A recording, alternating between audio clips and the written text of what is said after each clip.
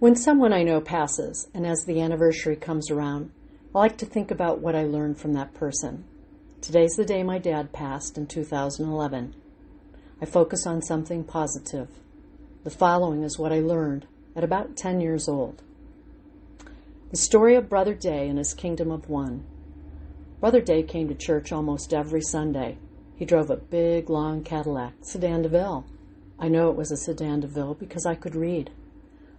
I heard he got a new Cadillac every year. When you're a little kid, you observe a lot, take it all in. I recall at one point, there were two different women in church. They looked so similar I was confused. Which one is his wife?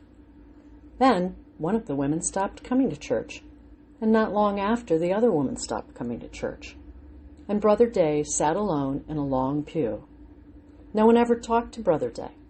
Almost all of the congregation shunned him. It was interesting to watch people go out of their way to avoid him.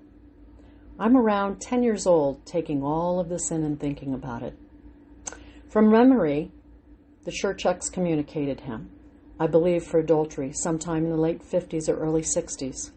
But he continued to come to church in spite of excommunication and the shunning. For several more years, he continued to make it to church on Sunday, even the first Sunday of the month, Communion Sunday. I could tell people were uncomfortable at the thought that he might take communion and drink damnation upon his soul. I recall one Sunday he was offered communion from a visiting priesthood member who did not know he was excommunicated. Imagine the conversations. What stood out most is after Sunday services, Dad went out of his way to give Brother Day a big smile and handshake. As Brother Day drove away in his big, shiny Cadillac, Dad would occasionally say, "There goes Brother Day and his kingdom of one." I wondered then, and now I wish I had asked, "Dad, what is the kingdom of one?" In this story, I make no judgment on Brother Day or the congregation that shunned him. I tell you what goes through the mind of a child. If you think children are not watching, you're sadly mistaken. Most likely the people most avoiding Brother Day were part of the excommunication. However, a lot of them would shun out of hearsay, no first-hand knowledge, just a story that grows and grows with no end. I can still see Dad smile as he reaches out to shake Brother Day's hand.